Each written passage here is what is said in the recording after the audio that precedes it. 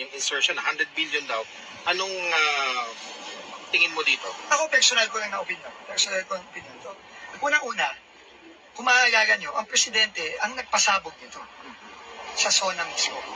At simula nung SONA, hanggang ngayon, hindi lang salita ang ginawa ng presidente, konkretong aksyon ang ginawa ng presidente para mapanagot lahat ng dapat managot. Binuo ang ICI, ang dami ng mga kinasuhan, lahat ng mga reforma natin sa DPWH, sinabi ng Pangulo, gawin natin lahat yan. At most importantly, sabi niya, wala tayong sisinuhin kung saan tayo dadali ng ebidensya, doon tayo pupunta, kahit sino pa yan, kahit kamag-anak pa niya yan. Yun, paulit-ulit sinabi ng Presidente. In fact, kahapon lang, nagbigay siya ng report, komprehensibong report ng lahat ng ginawa ng gobyerno sa loob lamang ng 3 buwan. No, so, hindi yon consistent dun sa sinasabi ni Congressman Saldico na may involvement ang Presidente dito.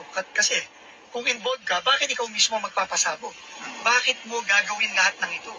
Bakit mo ibubuo ang isang independent commission? Bakit mo sasabihin na lahat ng dapat managot, dapat managot? At bakit mo sasabihin na bago magpasko, sigurado nang may makukulong? So ako, at ano naman ang ginawa ni Congressman Saldico? Di ba ang ginawa ni Congressman Saldico? Umalis ng Pilipinas.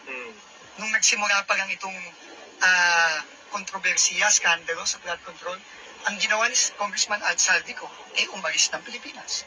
So, sinong paniniwalaan natin? Ako, personal ko rin na opinion. So, kumusta ang mga cabinet secretaries? Talaga bang nasa likod pa rin kayo lahat? Oo, naniniwala ako. Lahat ng kabinet nasa likod ng Pangulo. Kasi nga, siya mismo ang nagpasabog nito. Wala sa history ng bansa na presidente mismo ang nagsiwalat sa isang napakalaking corruption scandal. Si Pangulong Bongbong Marcos nga.